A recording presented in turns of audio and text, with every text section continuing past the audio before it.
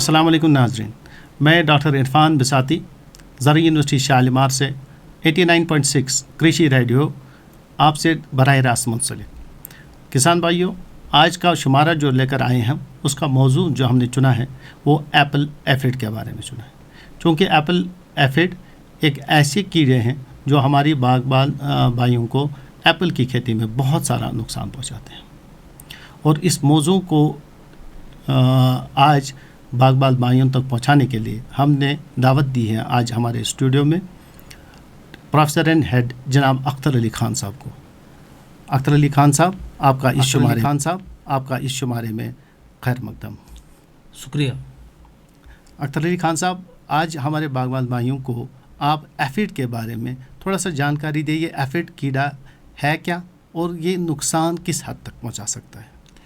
जैसा कि आप जानते हैं, एफिड जो है वो पियर की शक्ल का होता है, और ये किसी भी पेड़ में लगता है। ख़ास तौर से एप्पल में अगर बात करें तो एप्पल के ऊपरी हिस्से की जो पत्तियां होती हैं तो उसकी रस को चूसता है और वहाँ पे एक सुगरी स्ट्रक्चर बनाता है, और उस पर वो सूटी मोल्ड हो जाता है जो बहुत ही काला काला धब्बा जैसा हो जाता है।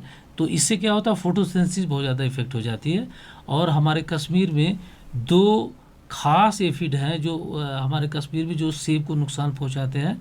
उसके अलावा भी 5-6 स्पीसीज और भी हैं, बट वो कभी कभी आती हैं, कभी नहीं आती है। लेकिन ये जो दो खास हैं उसमें एक तो ग्रीन एप्पल एफिड है।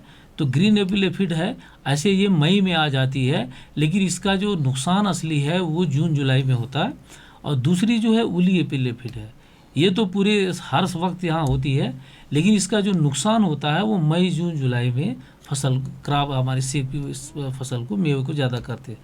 तो ये दो जो किस्में हैं ये ज़्यादा खतरनाक है हमारे सेब के लिए। अच्छा डॉक्टर साहब, ये जो आपने कहा इसकी 5-6 जातियां हैं, और उनमें से ख़ास 2 जातियां हैं जो हमारे सेब के बागों पर नुकसान पहुंचाती हैं। और मैं अपने नाज़रीन भाई हमारे यही जानना चाहते हैं कि ये जो कीड़ा है ये किस महीने में हमारे बाग में आता है, और किस महीने, जो कि आपने फरमाया है कि जून जुलाई में ये ज़्यादा नुकसान पहुंचाता है, लेकिन ये आता कब है हमारे बाग में, और हमें कब से इसका शुरू करना चाहिए कि हाँ जी इसका इलाज शुरू करना है?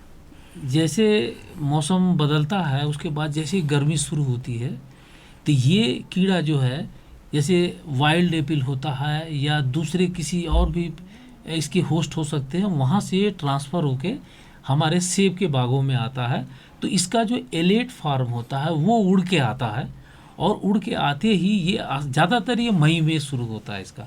अगर मौसम थोड़ा पहले गर्म हो जाता है तो थोड़ा पहले भी हो सकता है, कभी कभी अप्रैल आखिरी से भी शुरू हो जाता है, लेकिन इसका जो है मेन आने का जो टाइम है वो मई है। तो एलेट जो उड़ के आता है और आते ही 8 या 10 घंटे में उसकी ब्रीडिंग शुरू हो जाती है। तो और इनकी पॉपुलेशन बहुत तेज़ी से बहुत जल्दी बढ़ जाती है।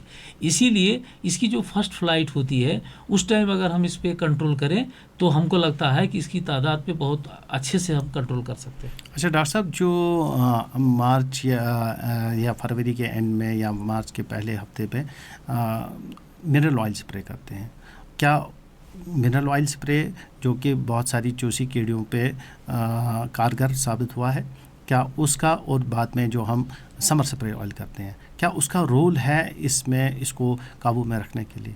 बिल्कुल है, क्योंकि जो आपका विंटर ऑयल होता है तो विंटर ऑयल इसीलिए किया जाता है कि जो भी ओवर विंटरिंग किए हैं इंसेक्ट, चाहे वो माइट हो, चाहे संजीव स्केल हो, चाहे एफिड हो, सब उससे उनकी तादाद कम होती है। और अगर इसका जो समर ऑयल स्प्रे करते हैं ये भी बहुत अच्छा कंट्रोल है एफिड का, लेकिन इसमें एक ही चीज़ का ख्याल रखना है कि इसकी कंसंट्रेशन जो है वो 2% से ज़्यादा किसी कीमत पर नहीं होना चाहिए। ये चीज़ का बहुत ही ज़्यादा ख्याल रखना है, ये हमें फाइटोटॉक्सिस से बचाएगा। अच्छा डॉक्टर साहब, ये जानना ज़रूरी है क्योंकि हमें इंसेक्टिसाइड या पेस्टिसाइड इनका दिन ब दिन हम रुझान कम चाहते हैं अपने बागबान भाइयों में। तो ऐसा कुछ है कि कुदरती तौर पे इसका कोई तदारुक हो, इसके कुछ ऐसे कीड़े हों जो इसको काबू में रखते हों? हाँ, इसके लिए बहुत अच्छे प्रेडेटर्स हैं और इनका जो है फील्ड रिलीज भी किया जाता है। जैसे आपका सबसे अच्छा कॉक्सलिट्स है, तो कॉक्सलिट्स जो है बहुत ही अच्छा है, बहुत ही अच्छे से ये एफिड को खाता है। इसके अलावा सिरफिड फ्लाई है, उसकी लार्वी जो है वो बहुत अच्छा, बहुत तेज़ी से खाती है। ये 50, 60, 70 एफिड एक कीड़ा, एक जो प्रेडेटर है खा जाता है। इसके अलावा क्राइसोपरला भी है, स्पाइडर भी होता है जो नेचुरली जो है एफिड को खाता रहता है। अच्छा, आपकी बात मौजूद रहे डॉक्टर साहब, मुझे ये बताइए कि बहुत सारी जो ये चूसने वाली कीड़े हों जो पत्तियों को, तने को या मेवा को चूसती हैं, तो ऐसा मानना है कि जो चूसने वाले कीड़े हैं ये बहुत सारी बीमारियां तो एक तो खुद नुकसान पहुंचाती हैं और दूसरी बहुत सारी बीमारियों को फैलाने में मदद करती हैं। ऐसा कुछ है?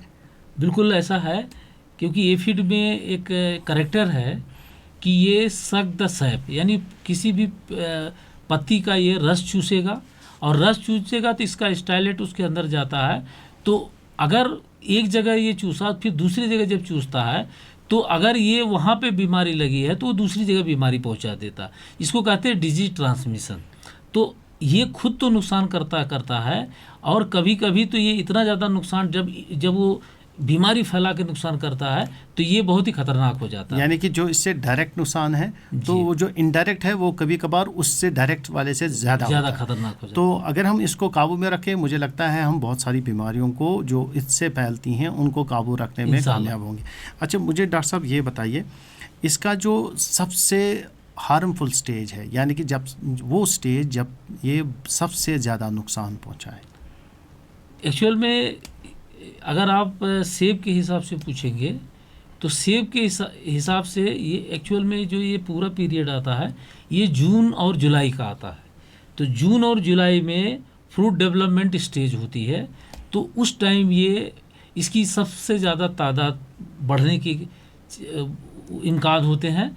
तो अगर हम इसके अर्ली स्टेज पे ही, जब ये इसका एलेट उड़ के आता है, इनकी तादाद जैसे ब्रीडिंग शुरू होती, उसी टाइम अगर मैनेजमेंट करें, उस टाइम ईटी लेवल इतना इम्पॉर्टेंट नहीं रह जाता है जितना इम्पॉर्टेंट उसके एलेट रहते हैं। तो एलेट पे ही अगर उसी टाइम अगर हम कोई अच्छी, दो रास्ते हैं, एक तो कोई भी मतलब नॉन केमिकल और केमिकल। नॉन केमिकल में हमें कोशिश करना चाहिए ऑयल्स का इस्तेमाल करना चाहिए, सोप का इस्तेमाल करना चाहिए, या बहुत सारे बायोजेंट्स है जैसे मेटराइजम है, उसको नीम के साथ मिला के, या अजाडिरेक्टिन के 2% और 1500 ppm का मिला के अगर हम इसको इस्तेमाल करेंगे तो इसकी तादाद पूरी तरीके से ख़त्म हो जाती है, कम हो जाती है। अगर इससे भी मान लिया अगर हमसे गलती हो गई या टाइम से नहीं कर पाए, तो हमें अलग अलग इंसेक्टिसाइड्स हैं उसमें इस्तेमाल करना चाहिए। थाइक्लोरपिड है, इम्डाक्लोरपिड है, ये 0.4 ml पर लीटर डालना है। एस्टामिप्रिड है, उसको 1.4 ml इसको भी डालना है। प्रिप्रोनिल है, एक प्रिप्रोनिल है, ये भी बहुत अच्छा काम करती है, 1.5 ml पर लीटर के हिसाब से डालते हैं। तो ये एक कीड़ा की इसकी तादाद जो है वो बिल्कुल ख़त्म हो जाती है और बहुत अच्छा कंट्रोल करती है। अच्छा, मुझे डॉक्टर साहब ये बताइए कि जो चाहे हम केमिकल कंट्रोल जो हम कर रहे हैं इसमें, तो कितने दिन के बाद हमें काबू मिलता है? ये दवा डालने के बाद ये मुझे लगता है कि 6 घंटे में इसकी पूरी मोटिलिटी हो जाती है। और लेकिन एक चीज़ का ज़रूर ख्याल रखना है कि एक फर्स्ट स्प्रे अगर आप करते हैं तो सेकंड स्प्रे में वही दवाई नहीं डालेंगे, तो उसको अल्टरनेट ज़रूर करेंगे ताकि इसमें रेजिस्टेंस ना आए। और ये थोड़ा सा दवाएं जो हैं इसके बाद इसको स्प्रे उस टाइम ना करें जब early stage of the apple हो, क्योंकि उस टाइम पॉलिनेटर्स की पॉपुलेशन फील्ड पे ज़्यादा होती है। तो पॉलिनेटर्स को बचाने के लिए जैसे इमिडाक्लोर का इस्तेमाल ना करें, ये लेटर स्टेज में कर सकते हैं लेकिन अर्ली स्टेज में मत करें। अच्छा डॉक्टर साहब, यानी कि जो हमारी इसका कंट्रोल रहेगा उससे हम न सिर्फ एफिड का कंट्रोल कर पाएंगे बल्कि बहुत सारी जो इससे फैलने वाली बीमारी हैं उनको भी काबू में रख सकते हैं। और जो कि आम आदमी कहता है कि ये जो एफिड की बीमारी है, क्या इसका कुछ मौसमी हालात से कुछ ताल्लुक़ है? क्योंकि क्लाइमेट बहुत सारा चेंज हो रहा है, गर्मियाँ ज़्यादा पड़ रही हैं, क्या ये इसमें इसका क्या इस्तेमाल है इसमें? टेम्परेचर किसी भी इंसेक्ट्स के डेवलपमेंट के लिए टेम्परेचर जो है वो सबसे इम्पॉर्टेंट, सबसे ख़ास रोल प्ले करता है। तो एफिड के केस में तो बहुत ही ज़्यादा इम्पॉर्टेंट रोल है। ये जैसे ही इसका टेम्परेचर बढ़ता है तैसे ही इसका माइग्रेशन होता है और एपिल के पेड़ पे आ जाते हैं। और अगर ह्यूमिड मिलता है, अगर क्लाइमेट ह्यूमिड भी है तो इसकी पॉपुलेशन और तेज़ ब्रीडिंग होती है। तो अगर ऐसा इन्वायरमेंट है तो समझ लीजिए कि एफिड की पॉपुलेशन बढ़ने वाली है। और एफिड का एक सबसे अच्छा सिम्टम है जो हमें दूर से पता चल जाता है, जब एफिड लगा होता है तो उस पर चींटियाँ घूमती होती है। चींटियाँ एक्चुअल में इनके साथ बहुत एसोसिएशन होता है। तो चूँकि एफिड के अंदर एक करैक्टर है कि वो हनी ड्यू सिक्रीट करता है, तो हनी ड्यू में शुगर होता है और वो उसको खाने के लिए चींटियाँ जाती है। और दूसरी चीज़ ये है, उस टाइम उस पर सूटी मोल्ड डेवलप हो जाता है, तो पूरी ब्लैकनिंग हो जाती है, लीफ काली काली हो जाएगी, तो उसमें फोटोसिंथेसिस पे इफेक्ट करेगा। इसलिए इसका टाइमली कंट्रोल बहुत ज़रूरी है और मौसम के साथ इसका सीधा संबंध है। तो एक आम आदमी को कैसे फ़र्क नज़र आएगा कि ये मेरी वूली एफिड है और ये ग्रीन एप्पल एफिड है? क्योंकि कुछ ऐसी स्टेजेस हैं जब ये डॉर्मेंट स्टेज में होती है, तो तब कैसे पहचाना जाएगा? जैसे ये नवंबर में तक ही डॉर्मेंट में नवंबर में जाते हैं, तो नवंबर तक ये डॉर्मेंट में नहीं जाते हैं, नवंबर में डॉर्मेंट जब जाते हैं। और वूली एपिल एफिड और ग्रीन एपिल एफिड में बहुत ही फ़र्क है, नाम से ही समझ में आता है। ग्रीन एपिल एफिड मतलब ग्रीन होता है, लेकिन कुछ मोल्टिंग के टाइम में ब्लैक दिखने लगते हैं, तो एक्चुअल में मोल्टिंग में वो उसकी ग्रोथ रुक जाती है, तो मोल्टिंग में रहता है, उसके बाद वो उसकी नया निम्फ निकलता है तो वो एकदम ग्रीन हो जाता है, और जब वो मोल्टिंग में रहेगा तो वो ब्लैक दिखेगा। ये पत्ती के निचले हिस्से पे होते हैं।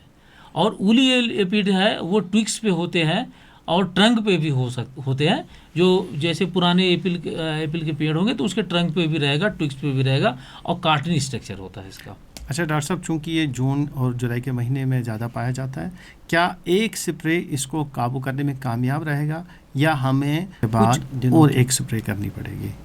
एक्चुअल में ये जो 2 मई से लेके जून जुलाई तक का जो मौसम होता है, ये इसके लिए बहुत मुफीद होता है। मान लिया हमने स्प्रे किया, तो स्प्रे के बाद मान लिया इसकी 90% पॉपुलेशन मर गई, मान लिया, तो अगर 10% पॉपुलेशन जो बढ़ती है वो बहुत क्विक रिबिल्ड हो जाती है। इसलिए एटलीस्ट 2 स्प्रे, अगर जहाँ पे तादाद इसकी ज़्यादा है तो 2 स्प्रे करेंगे तो इसके लिए ज़्यादा। तो 2 स्प्रे के बीच में हफ्ता 10 दिन का गैप, बिल्कुल 1 वीक का गैप होना चाहिए। और कोशिश ये भी करें कि एक ही दवाई 2 बार मत करें, दवा में भी बदलाव करें। ओके जी। तो मुझे लगता है कि हमारे जो बागबान भाई हैं उनको अच्छी जानकारी हासिल हुई आज जो हमारे मदऊ किए गए थे हमारे professor and head Akhtar Ali Khan साहब से। चूँकि टाइम की कमी रहती है तो इंशाल्लाह दोबारा इस मौजू पे बात करेंगे। आज के शुमारे में इतना ही, और इंशाल्लाह फिर मुलाकात होगी अगले शुमारे में और अगला मौजू लेकर। अस्सलाम वालेकुम।